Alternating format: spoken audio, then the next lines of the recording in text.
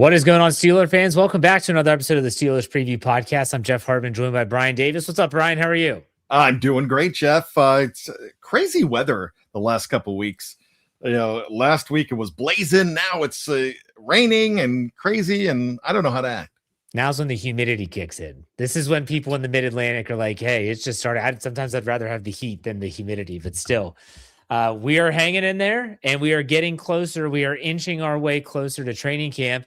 And as a part of that inching our way closer, we are doing our positional breakdowns. We've covered the tight ends. We covered the secondary last week. Did we cover another position group? I can't remember, but everyone should know. Running back. Did we do running backs? I think Yes. You're right. Yes.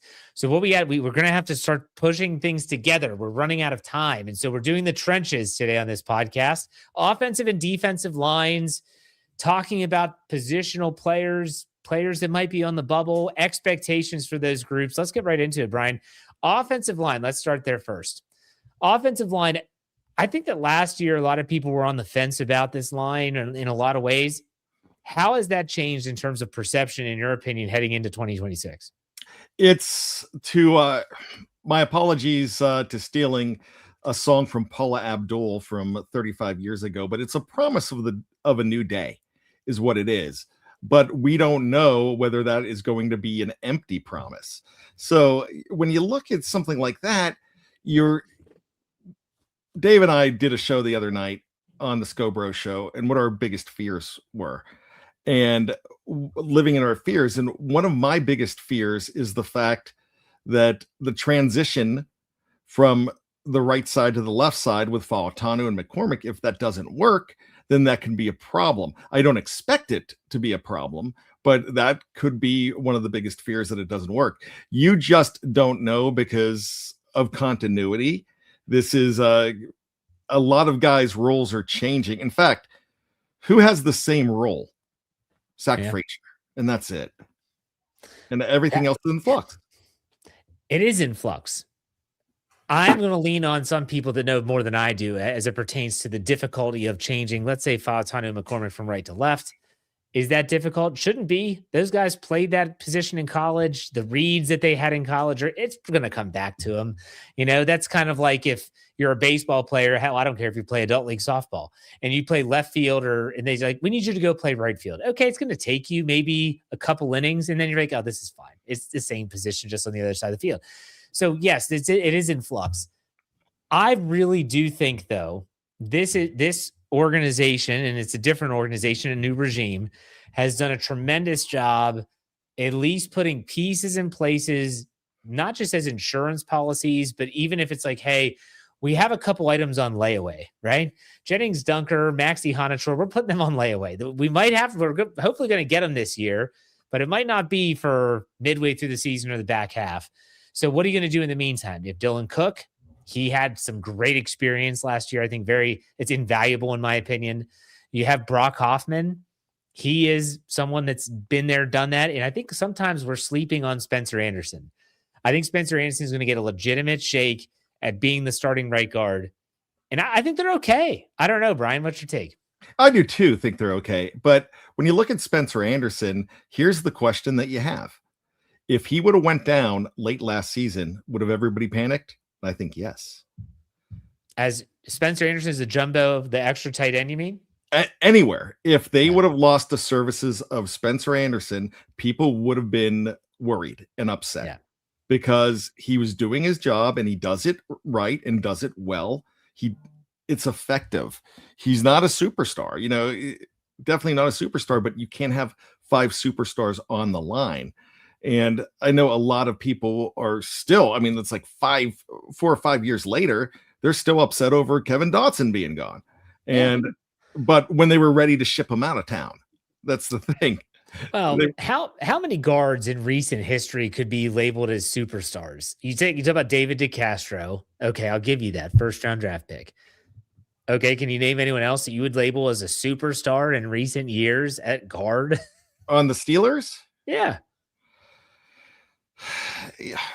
No, but an upper echelon star, I think, was Sayamalo. Okay, sure, I'll give you that. They're serviceable guys. Yes. Guards are like the big uglies that, you're the bodyguards. You're not going to get a lot of attention unless it's for the wrong things. Just Yeah. go out and do your job and move some people.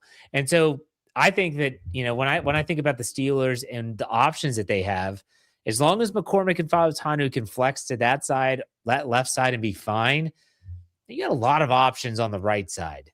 Do you think, in your opinion, and if you're projecting down the line, do you think we will see either Jennings Dunker or Maxi Honachor starting games in 2026? Yes. And I go back and forth on this. I think you're going to see them both start games mainly because of injury, but will they Wally Pip someone? That's true. And I think that's a possibility. I think right now, and this sounded crazy on draft day, but we thought Jennings Dunker could be a starter right away. And now what we're seeing with him at left guard, doing a lot of work at left guard, a lot of people are thinking right now that it might take him some time to get in there. Maxi Honachor, they were talking about the fact that here's a guy that, he's a project, but everywhere he's been, he has picked it up so well that after the first full-time year, he becomes a superstar in the second year. Yeah. After giving him a chance, he was the fifth option at tackle at Arizona State, young in his career, and he had only been playing it 9 months or so in high school. And then, that's the first time the man ever put on a helmet, Jeff. Yeah. And then so they turn around and he's starting, giving up a lot of sacks, but feeling his way.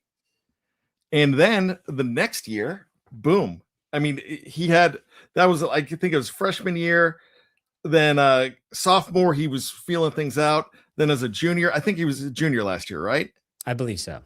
And then as a junior, he gave up no sacks, including David Bailey, the number 2 overall pick in the NFL draft, Texas Tech. He shut him down. So he's a guy that gets it quick. And with Dylan Cook is a stopgap right now. He's, like you said before, serviceable. Dylan Cook is going to be serviceable. Is that the guy that you want for 17 games? Now, we thought that we had the same guy in Pittsburgh a few years ago named Matt Filer, and he turned out to be pretty solid for him. So Dylan Cook could, any of these guys can do well. Justin Strocek, a long time ago. Yeah. You remember Justin when you were first becoming a Steeler fan. Yeah. He was an 11th round pick and nobody expected anything of him. And then he became reliable on that line. Ramon Foster is a guy now that he's not a tackle. He's a guard. He should have been a superstar. I know when we were talking about guards, but Ramon Foster, undrafted guy, Chris Hubbard, undrafted guy. Then all of a sudden they start getting more and more, and you don't have to have the highest of pedigrees on an offensive line. You've got to have the heart, the brain, the attitude, and the drive to succeed. I think because when you have 5 guys on an offensive line, you are one. You have to act as one. There's no individuals there. You're going to laugh at me for this, Jeff, but I remember something way back in my high school band days. Our senior year, they were putting together a new bass drum line, and there's 4 of us. And the band director, who was a football guy, but had an injury, and he fell back on being a band director, one of the best ever to do it. And this guy brought the 4 bass drummers together and said, "You are one. You are one whole. If one of you goes down and misses something, you got to try to find a way to pick the other one up because you're a heartbeat together. You act as one. The 4 of you, one." So that's what the offensive line is here. They've got to be able to gel well together. And that's so important for the fact that you've got Fautanu coming to another side. There's no one to the left of him, unless it's a tight end, On the right side, he's got a guy that just used to be on his left. That's it. And Mason McCormick. I'm sorry. And then McCormick still has the same two guys. They're just in a different direction, Frazier and Fautanu. So if they can all, I don't want to say, I want to take back what I said a little bit ago. I don't want to say that, anybody with a drive can do it, but you've got to have a lot more than just athletic ability to be a good offensive lineman. And you don't have to have the highest pedigree. You've got to be a team guy on the offensive line. And I think that is what the Steelers have here. Gives me a lot of hope. I'm fortunate enough that my good buddy Chris Carter of the Pittsburgh Post-Gazette joined me about 3 weeks ago on my Monday Let's Ride podcast. And he talked about down at the Senior Bowl, they got a really good look at Maxie Honachor, and they got a really good look at Jennings Dunker. And when they looked at these two guys, they thought, this is the future right side of our line if we could make it work in the draft. Now, did they know they were going to get them first round, third round? Who knows? But they had targeted these two players as potentially, we have the McCormick-Fautanu tandem. This is the other side of Zach Frazier that we could have together for a very long time. I will say that I do think that we will see one of these two players starting games this year. I don't think it's going to be early. And I pray that it's due to injury. That sounds awful, right?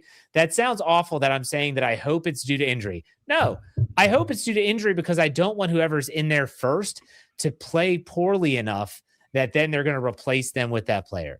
Think back to when Mason McCormick was thrust into the lineup. What happened? James Daniels ruptured his Achilles tendon. They had to put him in there. Hey, it's sink or swim, buddy. And he did a good job swimming, at least in his rookie year, and he's proven himself to be a valuable piece of the offensive line moving forward. I think that the Steelers have a great amount. Their depth across the line is tremendous. People forget Spencer Anderson, even though he's going to get a shot at guard. He can play tackle. He can even play center in a pinch if he needs to. Brock Hoffman can play center. Brock Hoffman can play guard. Jennings Dunker can play tackle if needed. They have, I think, a tremendous amount of quality depth that I can't remember the last time they had that. It might be unproven. Rookies are unproven until they go out there and get the job done. But even if it is a little unproven, Brian, I am ecstatic about the depth they've developed on the O-line. Yeah, because you are not looking at journeymen. You are not looking at so much of guys that you feel like you're stuck if they have to have a chance to start. Yeah. And that's a good thing to know. And then the wild card's Broderick Jones. I feel like we're just leaving him out because honestly, I don't know about you, Brian. I expect him to start training camp on the PUP list. Yeah, I do too. I don't, if you see him at all this year, you're not going to see him until week 7, I don't think. If that rule is still in effect. I believe it is. They have to be on PUP the entire camp, and then they immediately, I think you have to spend 6 weeks. I'm pretty sure that's right. If Dave were here, he would know, but still, it's one of the, I believe that's still the rule. I think for me, Broderick Jones, he's that, well, if he's healthy, great, because he can play. He's your swing tackle then. That's the way I view it. And so he's gravy. Think it's what? He's gravy. Yeah, for sure. For sure. So, all right, Brian, let's talk about another facet of the offensive line that I think is worthy of discussion. And I know you've talked about him with Coach Kevin Smith on the Here We Go Steelers podcast. And that is that the coach, James Campen, Pat Meyer out, Campen in. I view it as a huge upgrade, not only from what Coach Kevin Smith talks about, one that you read, listen to around the league that's been around James Campen. He is more of the Mike Munchak school of coaching than he is anything else. Does that excite you even more? Yeah, I consider him a dean of coaching. One of those guys that is going to be, that he's a lifer. When I talk about being a lifer, I talk about a guy that he was coming in basically being a consultant recently, but he's been on coached some very good offensive lines, 21st season in the NFL, but now consulting in personnel the last couple of years for the Green Bay Packers. But here's a guy, James Campen, that he basically, if he's a consultant, he could basically teach it now. Yeah. He's I consider him a coach emeritus, like one of those guys that he's never going to be a head coach, doesn't want to be a head coach, but he knows he's one of the biggest guys in the locker room there. He's one of those guys that is so integral and important. And I think they got it right with this hire so far. But I caution us because kind of thought not as much, but we were excited about Pat Meyer too. I can only give you my opinion when they hired Pat Meyer. I'll never forget they made the decision. Remember, it took a long time. Like they needed to hire an offensive line coach because Munchak left to go to Denver, if I'm correct, if I remember correctly. Adrian Clem. The Clem disaster. I forgot about that. Yeah, because Sean Surratt was the guy who replaced Munchak. That's right. Okay. You're bringing a bell. Still, they needed to hire an O-line coach and they were just waiting, or they weren't getting a guy to take the job. And it's just like they're waiting. And I remember as at Behind the Steel Curtain at the time, we were like, how has this hire not happened yet? Minicamp was getting close. Like they were getting to the point where, you're talking about the draft and stuff. And I remember Jeffrey Benedict did a Cutting Room Floor podcast after the hire of Pat Meyer. And he talked about how Meyer has an extensive history in pass coaching, but he talked about his unorthodox nature of coaching. And Jeffrey, God bless the guy, he actually went back and watched like an 1.5 hour long tutorial that Pat Meyer had on YouTube about coaching the offensive line. And it was all about this weird methodology that even if you're pass blocking, which everyone knows, like a tackle does the kick step, and then they are just really trying to work their hands in unison with their feet, keeping good balance. Pat Meyer still coached a strike first methodology. And Jeffrey on that podcast is like, I don't know how this is going to go over. And so I had trepidation after listening to Jeffrey Benedict, who I trust very much, with his thoughts on the hire. And even early on, we saw some weird comments from offensive linemen because they've been taught one way predominantly their entire career, and now they're having to do it differently. But once they got used to it, it seemed to kind of improve. I hope that going back to a camp in which is more of your traditional style of coaching pays dividends. That's what I thought, though, and that's kudos to Jeffrey Benedict for that. Yeah, that's true. I remember talking to Kevin Smith at the same time, another guy that I trust, and he liked what this guy represented at the time. But that's it. It's a representation. And then I did too. I liked it because of what I was hearing, because I trust Kevin. I'm not saying that he was wrong. I'm just saying that you had a guy like Clem who it feels like they just threw him in there. And Surratt, the same thing. Even though Surratt, they love him in Jacksonville. He's their offensive line coach. Old Sweet Feet. That's what James Harrison used to call him, Sweet Feet Surratt. That's funny. But, Pat Meyer represented to them at the time, a professional coach that they felt that they haven't had since Munchak. But all those other things kind of made you realize why he was available and why he was brought in. Not why he was brought in, but the fact that he was, I don't want to, mad scientist, maybe. Yeah. That's a good way. And so now you have a guy in James Campen that is more of a coach that he's a coach that Aaron Rodgers loves more than anything. In fact, there's people that saying that he came back more for Campen than he came back for McCarthy. But this guy here, he's very, very professional from what you get. He, being a consultant, like I said before, he's teaching. It seems like he's teaching the technique and how to do it. And I think they're getting back to basics, back to the trenches that Steelers were always known with an offensive line. There's a lot of young guys. There's a lot of wild cards here. There's nobody really long in the tooth here. The longest guy, the longest tooth is what? Hartman, but we don't even know if he's starting. And then Broderick Jones. And then everyone else, young guys that are gelling, that a lot of people are excited about. Will the Steelers get back to the Villanueva, De Castro, Pouncey, those days? I don't know. I don't think. But I think the way they're set up and all the high draft picks they've put into it, I think they're more excited than they are about worrying. And then you have the fact that the biggest question mark is a guy that they're not even factoring in right now in Broderick Jones. All right, so real quick, we're going to take a quick break. We're going to do 2 breaks this show.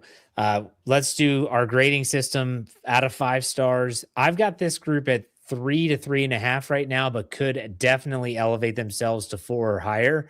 Where do you see them right now?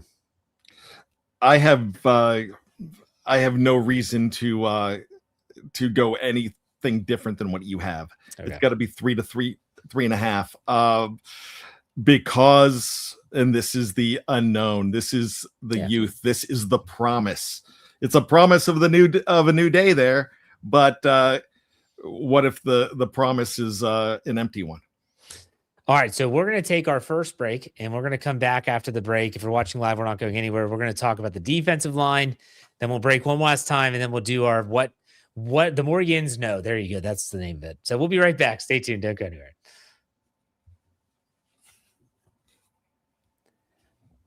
All right, Steeler fans, we are back. Thank you all for being patient. It's time to talk about the defensive line now as we continue our discussion on the trenches. And this is an interesting group. You still have the stalwarts of Cam Hayward. You have Keanu Benton in a contract year. Second year for players like Derek Hartman, Wyatt Black. Sebastian Joseph Day is a free agent acquisition. I'd say it's a big free agent acquisition. You bring back Dean Lowry. You still have Logan Lee on the roster, although there's a guy on YouTube that hates every time I say Logan Lee's name. So Logan Lee is on the roster, but we got to say his name because he's on the roster. You draft Gabriel Rubio. Interesting group here, Brian. Esezi Otomowayo was also retained in free agency. What's your take on the defensive line? Same as the offensive line, but with the exception, there's a lot of veteran presence here too. Hayward, what can you say? He's a fine wine, and until he starts tasting sour, we're gonna keep on having him stomp grapes on that side of the line. The thing that's a lot of people are worried about the most is what's going on in the middle. Is this going to be more of a are they going to transition to a 4-3 more? And because there's no base, they really are going away from base. So I think you're going to see a lot of guys on the line, not a straight up nose right now. Because I don't think Derek Hartman is a straight up nose, but I think he's going to be playing more in the middle with Day on the right side. And I got to tell you what, I love what Day represents for them. He is one of those guys that you bring in that you read the name and like, I've heard he's good, but unless you really pay attention to the league, a lot of people don't know how good the guy actually was. He's a captain. You're bringing in a captain on, I don't care if it's the Tennessee Titans or if it's the Hershey Squirts. It doesn't matter. I saw that. I just had a comment. It doesn't matter. He's a captain and he comes in there. So you've got 2 captains on both sides.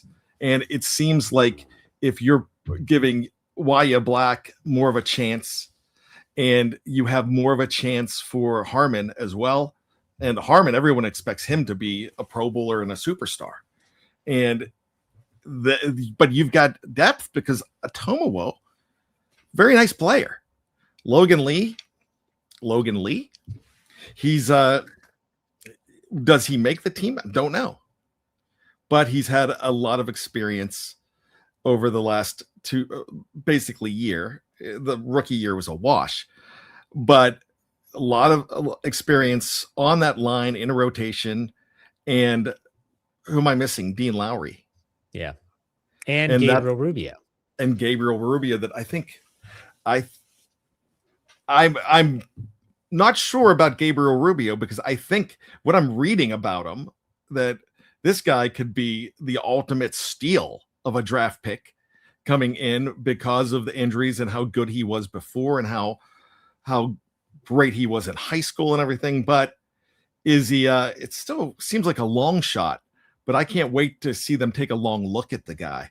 And they have the coaches.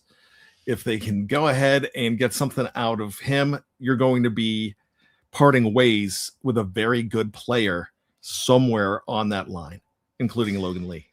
I mean, shoot, you talk about depth, and again, we always have to throw this caveat out there on any time we're trying to project what could be, what will be. How is Patrick Graham going to run his defensive line? Yes, we could say that he might be shifting into some more heavier fronts, but what does that look like? Is there a true nose tackle? If so, do they have that player on their roster? Sebastian Joseph Day could do it. Derek Hartman could do it. Keanu Benton shouldn't do it, but at the same time, they do it. Gabriel Rubio is that type of guy if you want a true nose. Y.A. Black, what did they say last year? Plays too high, gets pushed around. I get it. That's kind of like your Daniel McCullers syndrome. But at the same time, I don't know how he's going to want to do things. I don't know if Patrick Graham, yes, everyone looks back at Vegas. And I know someone, when I did my projection predictions, and this reader on our website, which did a great job commenting, he looks up a lot of information about what Graham's defenses did in terms of where they brought pressure from in Vegas. Well, the difference is that Vegas didn't have the setup and the system that the Steelers have. They didn't have a TJ Watt and Alex Highsmith and Nick Herbig, who are outside linebackers. They are edge rushers. They ran a 4-3. Am I right? For the Raiders? Yes. Yeah. So they had a lot of pressure and sacks from their defensive front because that's what they do in a 4-3. I don't think he's going to abandon the 3-4. I don't think he's going to go to a 4-3. I think that he is being honest when Patrick Graham said, we are going to quote unquote live in nickel. But the question is what do they do with their defensive front in nickel? They have 3, 2. They will probably have some where they have 1 and just move some of the linebackers in certain situations. It's going to be very fascinating, but man, are they deep. Man, are they deep. I can't, and as Mark Malone says, don't forget about Jack Sawyer. How can we? But we're not talking about linebackers here. We're just really talking about the defensive line. I consider that just the trenches. So we really haven't talked too much about outside linebackers. But Bryan, I can't remember the last time they've been this deep at the defensive front. I can't either. And I can't remember the last time besides, and I know the last time, but it seemed few and far between when they had a superstar on the defensive line, and they have potential superstars all through it. There's a lot of guys that you could say, hey, this guy is Pro Bowl caliber, even though let's just not even use that anymore, all pro caliber. And I think you have guys like that. And remember in the 90s, they never had an exciting defensive line. It was all linebackers. The 2000s, you started to get the Kiesels and the Smiths, and they got Pro Bowls. But you never really had a whole bunch on the defensive line. If you had a pairing, if you had bookends, always an outside linebacker, an edge rusher. Those were your pairings. Now they're trying to do it where they're having pairings at both spots, and that makes them strong. So to preemptively answer your question, I'm saying 4.5. Really? Yeah. Okay. I was going to go with 4. I was going to go with 4 because there are still some questions here on the defensive line. Where and how are they going to use Keanu Benton? That's a question I have. Are they still going to pretend that he's a true nose tackle when we've seen nothing for the last 3 years but him getting pushed around? How are they going to spell Cam Hayward? Like you said, he's aging like a fine wine, but maybe we should keep him on the shelf a little bit more and not rely on him as much as we have. And I think that's going to happen. I hope so. If not, I mean, and then, you just put Cam out there in positions where, hey, we need someone to go out there and make a play, whether it's a run stop, whether it's a pass rush move, whatever. I'm fascinated by this group, but I'm still going to say, because what was your score? 4.5? Yeah. I was actually going to go with, man, they got run on so much last year too. When Derek Hartman wasn't in the lineup. I'll say 3.75 with the likelihood of going up to a 4.5 if things pan out the way. I don't know. What's your thoughts? I'm going to drop down a 4.25 because you're making good points, but I still think they're good. Maybe I was a little too hasty with 4.5, but 4.25 works for me. Okay. All right. Anything else on the defensive front that we need to talk about? I think we mentioned everyone, didn't we? No, depth is so huge in this league. And it seems like these days you don't have depth like you used to. And it seems like what they've put together here is pretty solid. So I'm feeling good about it. All right. All right. So we're going to take another quick break. And when we come back from that break, we are going to have the more Yins know with Bryan Davis. Stay tuned. We'll be right back.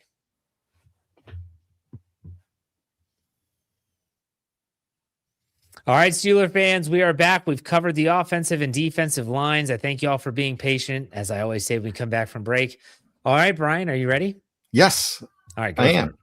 All right, it's time for the more Yins know, and something trivial and fun that we talk about in the Steelers present and past, and we're going to the past. But first, before we do this, I want to talk about the guy who had a pick six in middle school. What were your colors in middle school, Jeff?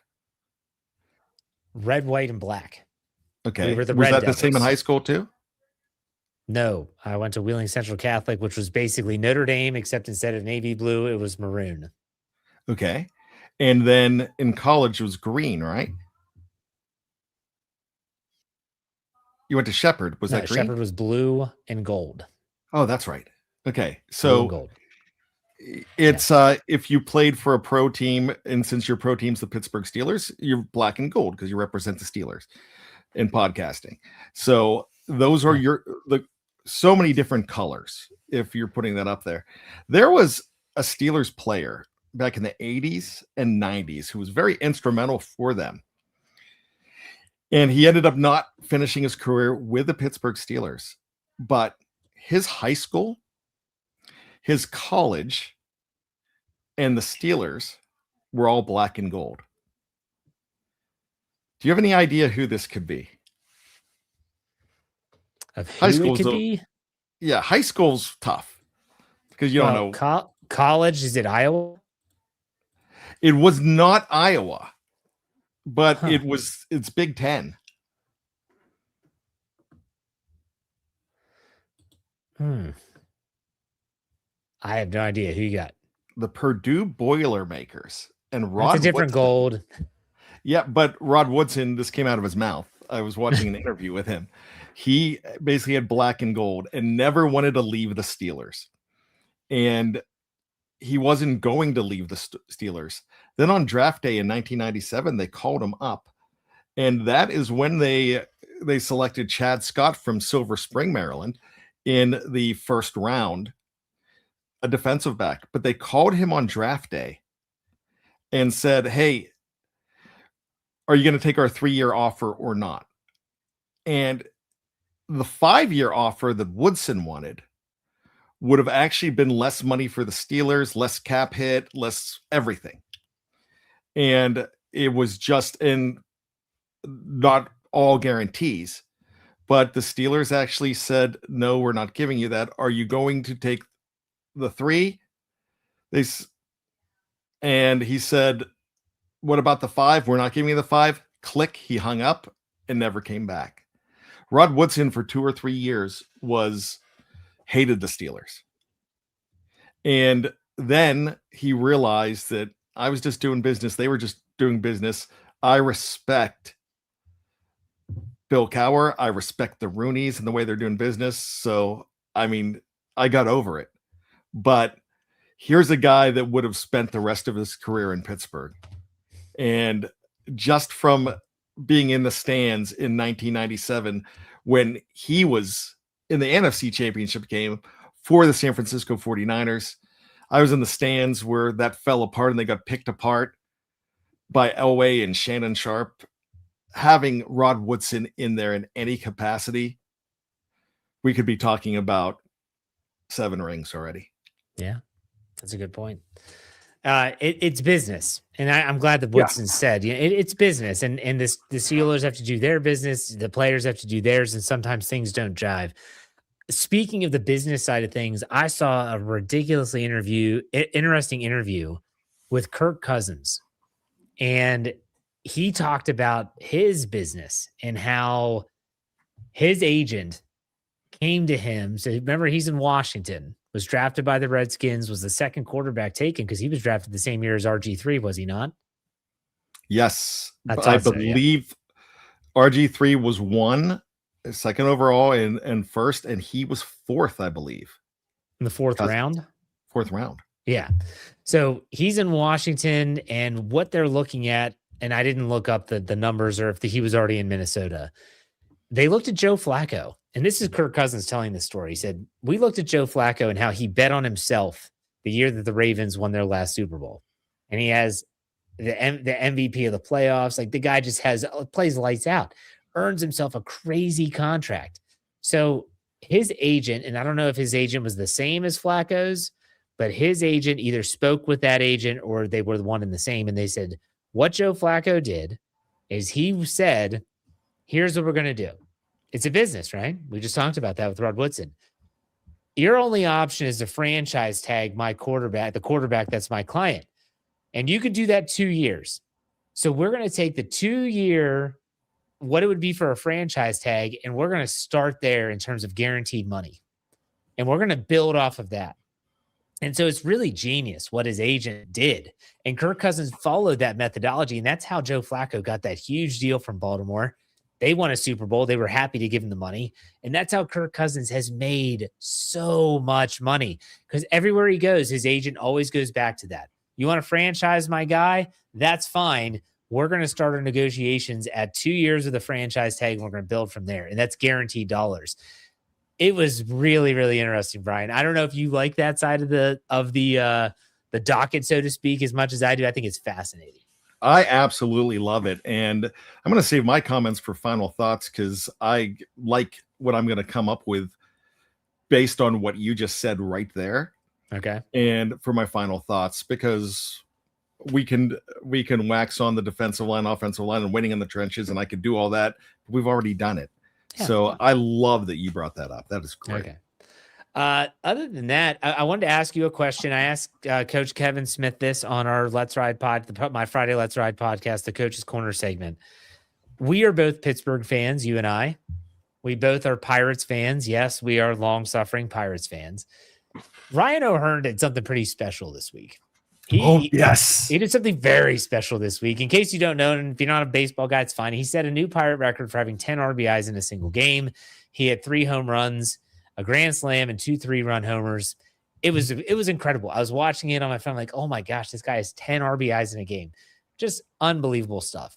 What made me think, what in your life would be a Steelers moment that made you say, in terms of production from a player, holy crap, I can't believe I just saw that? Does anything come to mind with you? Well, that game, well, yeah, Antonio Brown did it a lot. And when I was watching, I believe it ended up being 285 yards and 17 receptions against the Raiders back in 2015. It might have been Le'Veon Bell breaking the record for most yards in a game. That's what I said in 2016 in Buffalo. Is that what you're referring to? Yeah. Yeah. Where he had 298 total yards. Yeah. It was, and I was bummed they didn't get 2 more. What? It's insane. And yeah, he was just incredible in that game. And I watched Willie Parker live beat Frenchie Fuqua's record.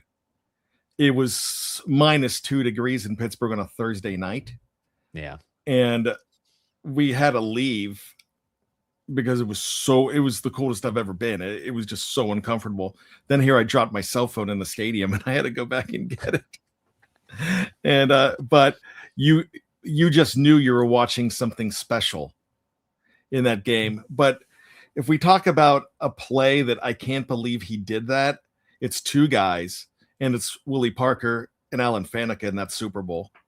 That was one of the most, we talk about the plays all the time. Santonio Holmes in the Super Bowl, James Harrison in the Super Bowl, Antoine Randall to Hines Ward. But that's one of my favorite plays because it was a backbreaker to start the third quarter. And you just knew that it was their night. Yeah. Coach Kevin Smith, if you don't follow him on Twitter, you should. He's a great follow. He shares a lot of clips And he always does this thing where he has the play sheet where you can see the drawn up play, and then above it is the actual video of a play. And he did that execution of that Super Bowl 40 play, and it is perfection. It's chef's kiss. It's everything that you would want when you're drawing up a play. The coach on the whiteboard, this guy seals this hole and he seals here, and then boom, we got an alley. Watch it. It is awesome. It is absolutely awesome. So congrats to Ryan O'Hearn, by the way. That was great. 10 RBIs, 3 home runs, just absolutely phenomenal. It was so fun to watch. Well, and I want to bring this up. Vegas says lots of Troy's plays were amazing. I want to say that if we're talking about a singular play, I was talking about more of an overall performance because O'Hearn was several plays in one game. His interception on a snow-covered field against, was that San Diego? That he dove and got his fingernail underneath. I swear, it was like just the very tip of his finger to go underneath the football. Still, I watch it and say to myself, how did he do that? How does a human being move that quick and jump that far and still be able to keep the ball from him? That is one of the most amazing plays I've ever seen. He did extraordinary things like that all the time. And if you did not get a chance to watch him, I'm blessed. I know you are too. You feel blessed to have been able to watch this guy. When he was timing to fly over the center, and he did a lot. And we talk about the Mel Blount roll. We talk about the Hines Ward roll. They made a roll for Troy Polamalu that he couldn't time it and jump like that anymore. And that was just, I mean, he was making sacks by running up, timing it, and leapfrogging a giant center. Ew, oh my gosh. I tell you what, the one of the best I've ever seen. 1 in a million. But all right, Bryan, this has been a good show. What's your final thoughts? I'm curious now. My final thoughts, I'm going to talk about that, but I wanted to bring something up because you brought up my good friend Kevin Smith.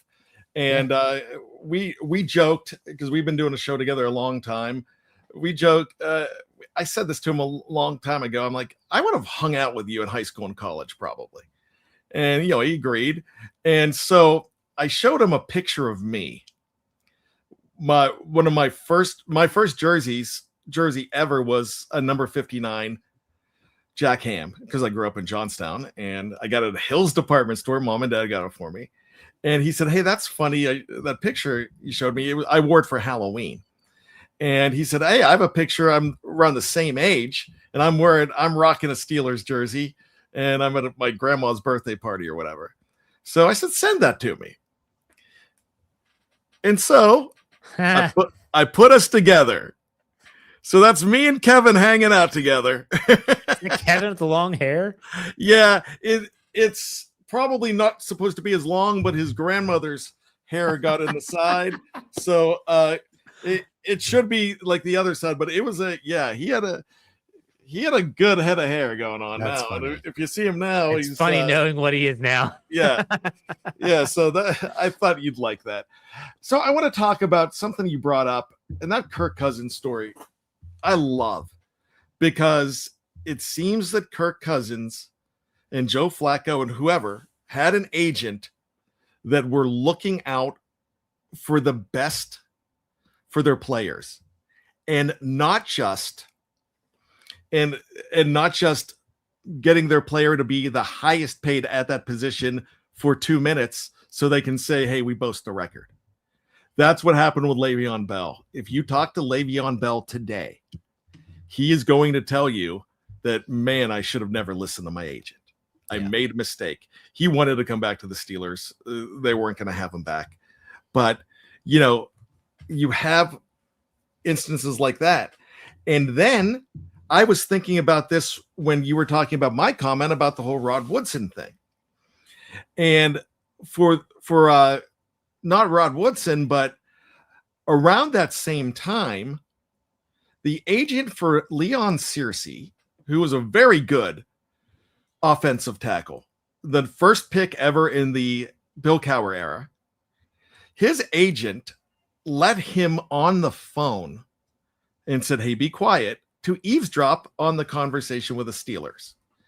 And the Steelers were going to say stuff like, yeah, well, no, he's not worth that kind of money. He's not. I mean, because the Steelers are supposed to say that, agents supposed to say, no, he is, and they're going to come in the middle. Right. And so Leon got really upset and said, that's it, I'm out of here. And he probably would have been there for a long, long time. The Steelers might have gotten, would have had an even stronger offensive line if he would have stayed. He did some really good things in Jacksonville. Agents, they're with some of these young guys, they play these tricks on these young minds and let them think that they're doing the best for them, but they're just trying to boost their profile. And that drives me absolutely crazy. You telling me that story, and if anybody's out there that's a high school phenom, you're going to go to college, you're eventually going to get an agent. Look at that agent and how he would treat his family. Look at him and compare him to your mom, your dad, your uncle that looks out for you best. Don't hire them as an agent, but get somebody that knows business like they do, and not looking to boost their profile, but looking to boost your profile. That's a good way to put it. Real quick, yes or no? Does Le'Veon Bell ever get into the Ring of Honor, the Hall of Honor? I'm sorry, the Hall of Honor for the Steelers?